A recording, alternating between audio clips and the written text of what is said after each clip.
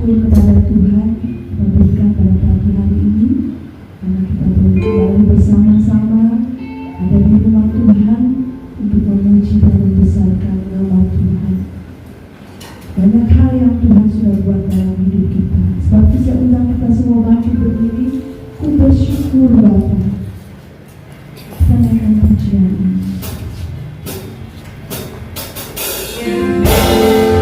Terima kasih Bapa. Terima kasih Yesus.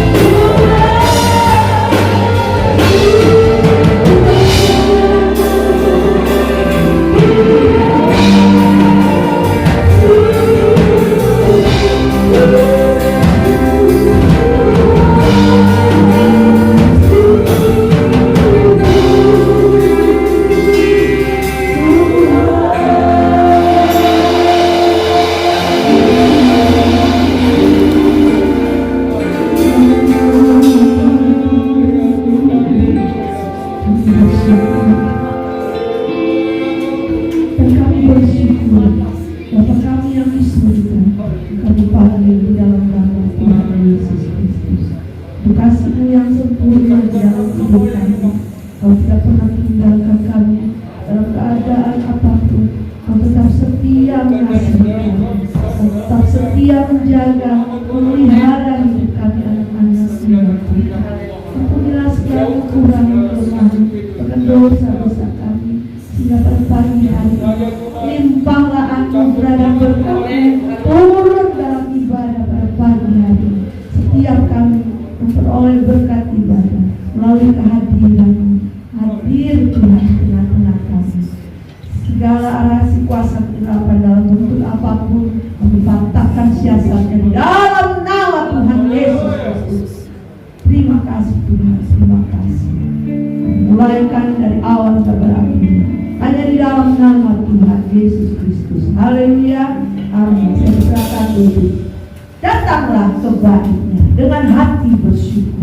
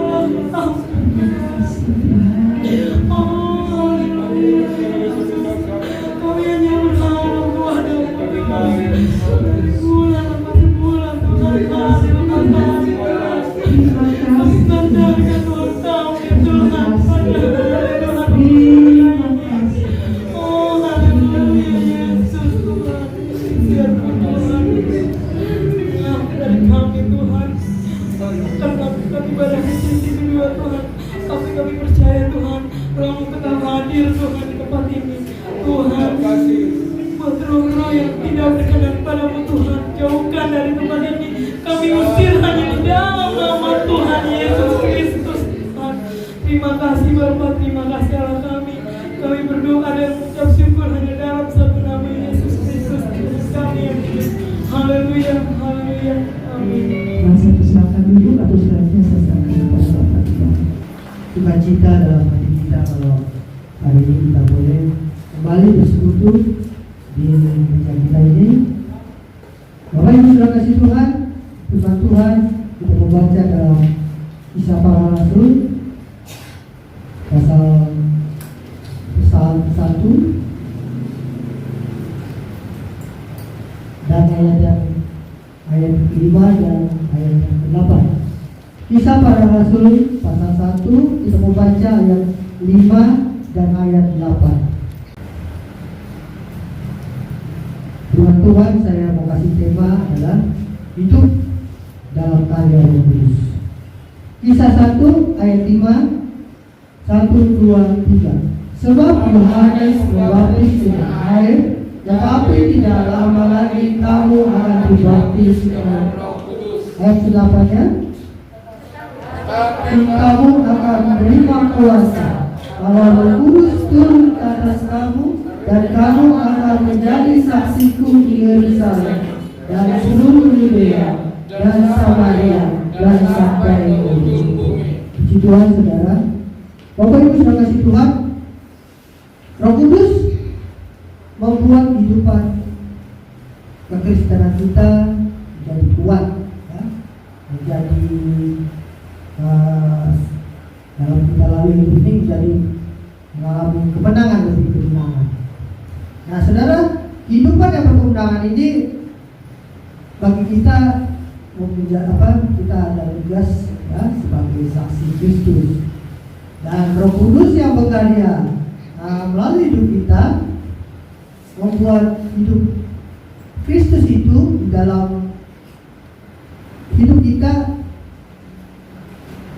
ditampilkan, ya, sehingga orang lain boleh melihat, ya. Maka itu kita perlu mengenali Roh Kudus secara pribadi. Makanya itu kita perlu konsisten, ya, untuk selalu membangun gaya hidup yang semakin dekat, ya, dengan Kristus, dengan Roh Kudus, ya, melalui persekutuannya dengan Roh Kudus kita sambut lakukan itu. Persekutuan yang dibangun mendalam, ya, semakin intim dengan Roh Kudus akan menghasilkan pertumbuhan rohani yang kuat, ya, dan janji Tuhan akan ada kemenangan lepas kemenangan akan kita lalui bersama Kristus Tuhan. Kekuatan dari Roh Kudus, hikmatnya dari Roh Kudus akan leluasa mengalir ke dalam kehidupan kerohanian kita, ya, sehingga kita menjadi kuat, ya, mengalami hidup yang penuh berkemenangan. Dalam perjalanan hidup kita di sepanjang tahun 2020 ini, saudara, kita perlu kekuatan, ya, kemampuan, ya, agar kita bisa menang atas tantangan dan pertarungan yang harus kita hadapi sepanjang tahun 2020 ini. Saudara, daging kita itu lemah, ya, namun roh kita itu menurun, dan Roh Kuduslah yang menjadikan roh kita itu menang untuk menaklukkan keinginan daging dan hawa nafsu kedagingan. Oleh Roh Kudus kita bisa menaklukkan kedagingan kita. Kehidupan yang berkemenangan adalah landasan kuat untuk kita bisa bersaksi tentang Tuhan Yesus Kristus dalam kehidupan kita. Saudara harus ingat, kita adalah surat Kristus yang terbuka dan akan banyak dilihat, akan banyak dibaca oleh banyak orang. Dan seharusnya kita menjadi gambaran dari surat Kristus yang ditulis oleh Roh Allah yang itu dalam kehidupan kita. Hidup kita harus membawa pesan, yaitu kabar kehidupan dan kebangkitan yang penuh pengharapan. Itulah hidup kita. Roh Kudus dalam hidup kita menjadikan kita kesaksian hidup yang bisa membangkitkan orang lain, yang menguatkan orang lain, mempunyai kekuatan yang baru ketika mereka lihat kehidupan kita. Roh Kudus diberikan ke dalam hidup kita supaya kita menjadi kuat. Oleh kuasanya Roh Kudus boleh berkarya dalam kehidupan kita dan menjadikan kita kembali lagi kuat, menjadikan kita mengalami hidup yang penuh. Saudara, tanpa mengalami karya Roh Kudus, hidup kekristenan kita akan lemah dan kalah. Ya.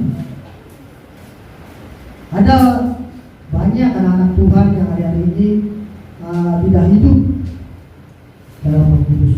Ya. Mereka lemah. Mereka gampang dikalahkan oleh perkara-perkara duniawi. Saudara, sejak hari kebangkitan Tuhan Yesus dan sampai terangkat yang surga, Tuhan Yesus menekankan agar para murid-murid menantikan janji Bapa, yaitu dipenuhi oleh Roh Kudus. Tanpa itu semua, saudara, firman Tuhan dan pengajaran Yesus yang murid-murid pelajari ya, akan sia-sia. Maka itu kita harus mengerti pentingnya Roh Kudus di dalam hidup kita. Kita harus menginginkannya ya, untuk ada rindu selalu untuk mengenal secara pribadi ya, secara mendalam dengan Roh Kudus. Ya, hati yang butuh, hati yang haus, hati yang lapar akan Roh Kudus. Dan itu akan terbangun di dalam kita ya, sesuai dengan pengenalan kita secara pribadi dengan Roh Kudus. Saudara, Roh Kudus itu mengubah hidup seseorang itu dengan nyata. Ya, di Alkitab, contohnya Petrus yang semula penakut, dia yang pernah menyangkal Yesus 3 kali. Setelah Petrus dipenuhi oleh Roh Kudus, Petrus berubah menjadi seorang yang berbeda. Ya. Demikian juga kita. Ya. Sebelum kita mengalami dipenuhi oleh Roh Kudus, mungkin doa kita terbatas. Ya. Doa kita gampang mentok. Ya. Apalagi saya doain apa ya? Demikian juga ketika kita membaca firman Tuhan, merenungkan firman Tuhan, ya, rasanya nggak ngerti gitu ya. Nah, saudara, demikian juga ketika keberanian untuk berpegang atas janji-janji Tuhan itu mudah digoyahkan. Padahal janji Tuhan tuh baik untuk kita semua. Ya. Tapi ketika kita mengalami hal-hal yang menakutkan ya, membuat keraguan itu, membuat pikiran kita negatif, ya, sehingga kita tidak berani memegang janji Tuhan. Tapi ketika kita dipenuhi Roh Kudus, yang dulunya ada sesuatu yang membuat kita marah, membuat kita jengkel, ketika kita dipenuhi oleh Roh Kudus, kita menjadi tenang dan sabar. Roh Kudus mengubahkan kelemahan itu, ya, sejalan dengan waktu kita, sejalan dengan pengenalan kita dengan Tuhan, yang disikapkan oleh Roh Kudus. Ya. Kelemahan-kelemahan tadi akan diubahkan oleh Tuhan.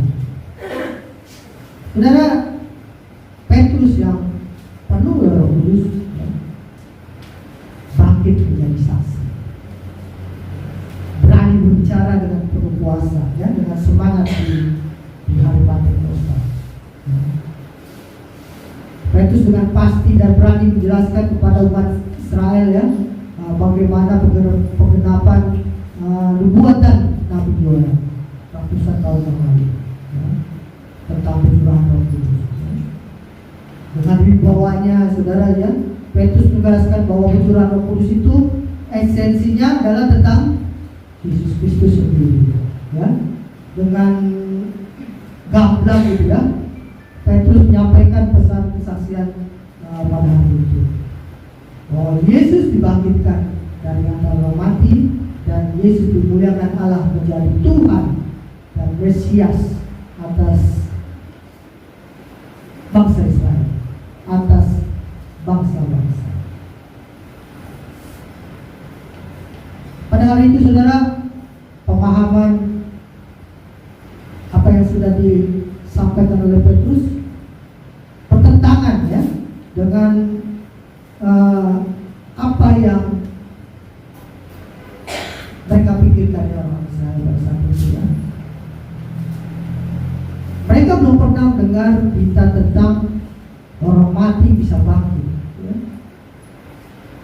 Dan berita yang disampaikan oleh Petrus itu gak masuk akal di pikiran mereka. Tapi saudara, karya Roh Kudus begitu dahsyat atas Petrus ya. Sehingga dampaknya apa? Dari khotbah Petrus ini 3.000 orang bertobat dan memberi diri dibaptis. Jadi itu penting saudara.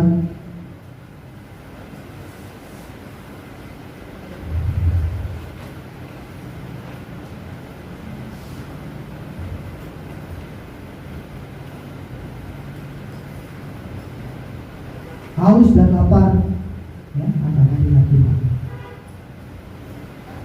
Saudara, Roh Kudus berkarya dengan nyata ya, dengan pasti ya, di tengah-tengah umat yang haus, yang lapar ya, akan Roh Kudus ya. Maka itu saudara, mari kita memiliki hati yang haus akan pribadi Roh Kudus, dan marilah kita mau bangun ya, persekutuan semakin mendalam pada Roh Kudus. Kalau di Yohanes pasal 7 ayat 37 sampai 39 berkata, dan pada hari terakhir, yaitu pada puncak perayaan itu, Yesus berdiri dan berseru, barang siapa haus, baiklah ia datang kepadaku dan minum. Barang siapa percaya kepadaku, seperti yang dikatakan oleh kitab suci, dari dalam hatinya akan mengalir aliran air hidup. Yang dimaksudkannya ialah roh yang akan diterima oleh mereka yang percaya kepadanya. Sebab roh itu belum datang karena Yesus belum dimuliakan.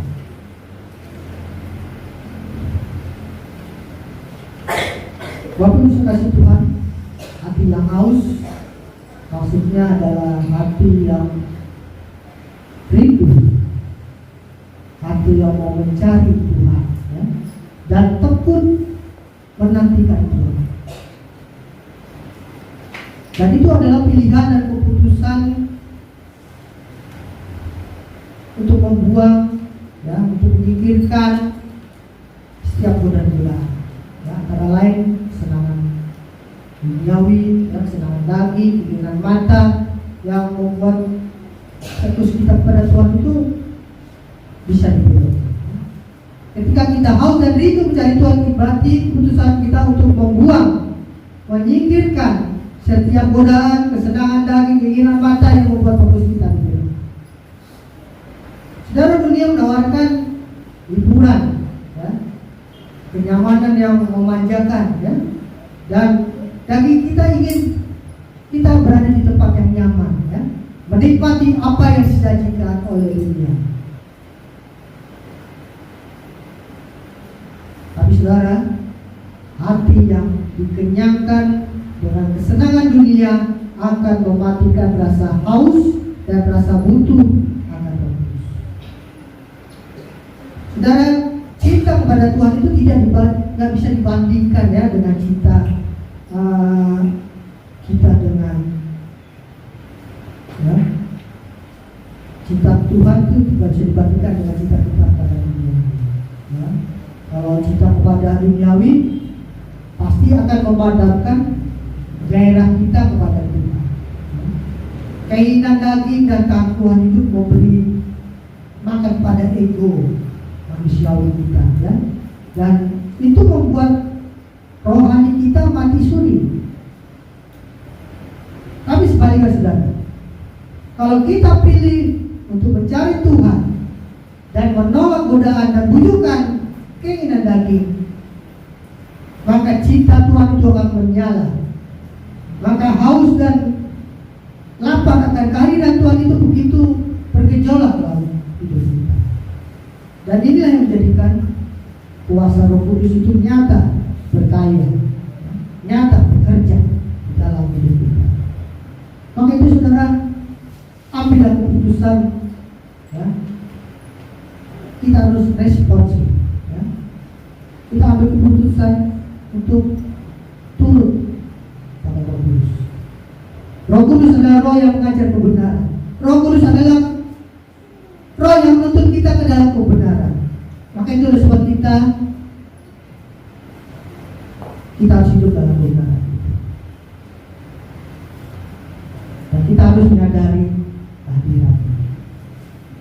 Dan kita sadar, ya, ketika kita tahu Roh Kudus ada di tengah-tengah kita, membuat kita bersandar, membuat kita mengandalkan Roh Kudus dalam setiap kehidupan kita. Saudara, kita adalah bayi Roh Kudus. Roh Kudus itu akan senantiasa tinggal dalam hati kita ketika kita menyadari. Jadi menyadari akan keberadaan Roh Kudus, ya, menyadari penyertaan Roh Kudus di hati kita membuat kita itu menghargai Roh Kudus. Dan pasti tidak mau kita mendukakan, ya, yaitu melakukan hal-hal yang bertentangan dengan Roh Kudus.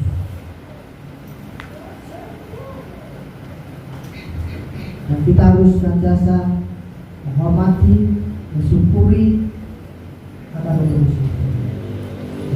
Kasih Allah dicurahkan begitu sempurna di hati kita oleh Roh Kudus. Kasih itu menginginkan respon kita. Roh Kudus menginginkan respon kita. Dalam Yeskiel 30 sampai 27, kamu akan diberikan hati yang baru dan roh yang baru di dalam batinmu, dan aku akan menjauhkan dari tubuh hati yang keras dan kuberikan hatimu yang taat. Rohku akan kuberikan diam di dalam batinmu, dan aku akan membuat kamu hidup menurut segala ketetapanku dan tetap berpegang pada peraturan-peraturanku dan melakukan. Jadi saudara, tentunya Roh Kudus memberikan kemampuan agar kita menjadi seorang yang taat, ya, menuruti firman Tuhan, menuruti perintah Tuhan, ya, menuruti hukum-hukumnya, ya. Jadi semua yang kita lakukan ini sebenarnya bukan karena kemampuan kita, ya, tapi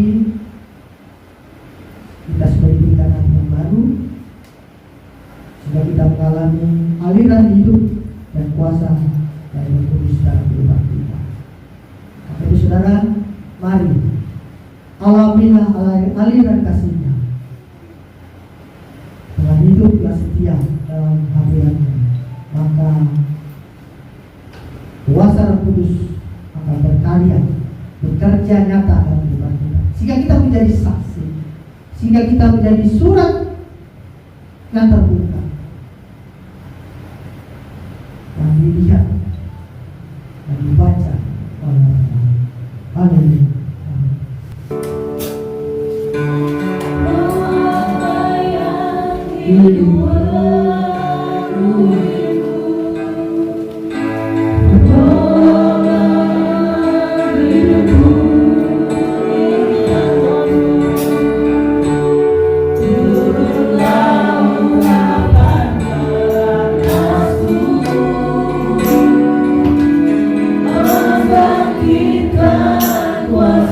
Taulah bahwa Allah yang hidup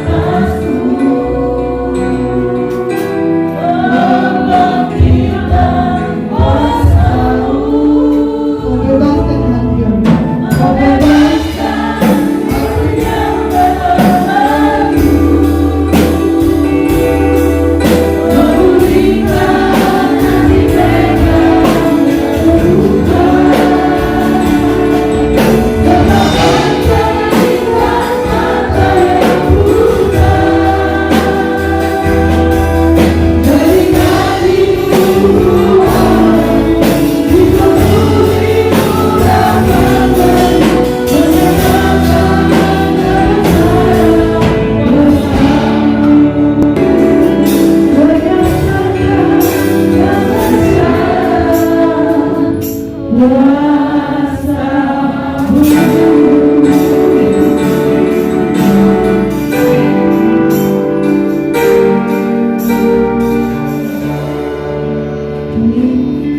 dimampukan untuk menyatakan kebesaran dan kemuliaan Tuhan. Kami dimampukan akan dapat menjadi saksi yang sungguh-sungguh kalau Roh Kudus memenuhi hidup kami selalu. Dan kami akan tetap mampu melakukan setiap kehendak Tuhan. Terima kasih untuk firman-Mu ya Tuhan. Berkati hamba-Mu yang sudah menyampaikan kebenaran Tuhan. Berkati setiap pendengaran kami, bahkan hati dan pikiran kami, sehingga firman Tuhan tidak berlalu begitu saja. Tiba saatnya juga kami tetap bersyukur, kami persembahkan korban persembahan di hadirat-Mu ya Tuhan. Kami memberi dengan sukacita di dalam nama Tuhan Yesus Kristus. Haleluya. Bapak Ibu Saudara, saya persilakan duduk kembali sebelum kita memberikan korban persembahan. Kita memberikan tata tertib supaya kita tidak bertabrakan. Untuk sesi yang pertama yaitu kolektor kas gereja, baik kas umum dan lain-lainnya. Bapak Ibu berpas saja Ibu Santi dan mengambil Bapak Ibu Saudara seperti biasa, hanya tidak menggunakan kantong kolektor, menghindari tangan-tangan bergantian masuk. Kita naikkan pujian dengan apa akan dibalas?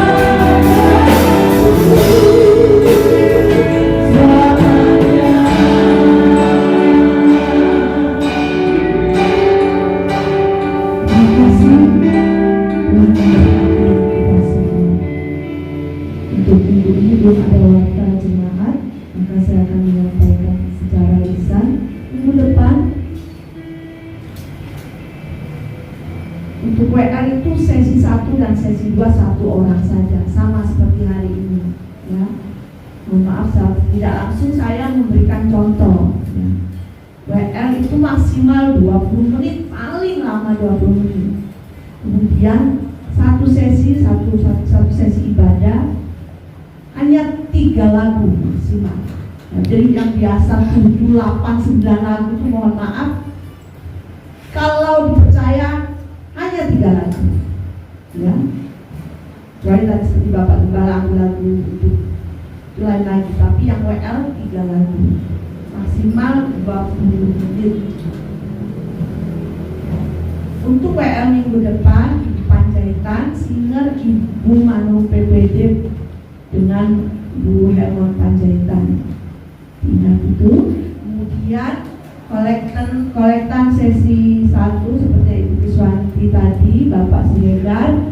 Kolektan ibadah sesi 2 Bapak Paulus, ya. Untuk usher seperti yang dikerjakan oleh Renika dan Dorgis adalah Bapak Oloan dan Bapak Butong.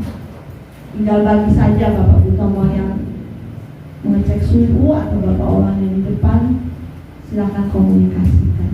Jadi saya ulangi, WL minggu depan adalah Ibu Panjaitan Jembatan Tinggi, singernya Ibu Manu PPD dan Ibu Hermon Panjaitan. Untuk kolektan adalah Bapak Siregar pada pagi hari, siang hari jam 10:30 Bapak Paulus. Asar pagi dan siang itu Bapak Oloan dan Bapak Butong. Ya, ada yang kurang bisa diingatkan dari jemaat kalau saya lupa. Jika tidak ada Bapak Ibu, kemudian satu lagi multimedia. Kalau yang pertama masih Devi, minggu depan yang ini adalah Maria Butong. Disampaikan kalau ada, tidak ada. Kemudian bagi anak-anak sekolah minggu, terutama anak yang usianya masih di bawah 12 tahun, saya maklumi karena Ibu Binita tidak ada di grup, tidak tahu ya, belum diperbolehkan untuk mengikuti ibadah. Jadi anak-anak bisa dititipkan, ya bijaksana kita lah, ya sama abangnya atau sama kakaknya, atau kalau yang ibunya datang pagi sama bapaknya di rumah dulu. Nanti ibu pulang, gantian bapaknya yang ibadah. Karena untuk kebaikan anak-anak kita semua, kita sayang anak-anak kita ya. Jika tidak ada lagi hal yang perlu disampaikan, untuk rutinitas pembayaran diakonnya tiap bulannya dapat dilakukan dengan tetap menjaga protokol kesehatan. Habis pulang ibadah langsung saja, tidak usah ngobrol-ngobrol ngalor ngidul seperti biasanya, sampai nanti waktu benar-benar manusia kita dapat ibadah seperti biasa. Tuhan memberkati. Mendengarkan semua orang itu. Kami memuji bersama-sama.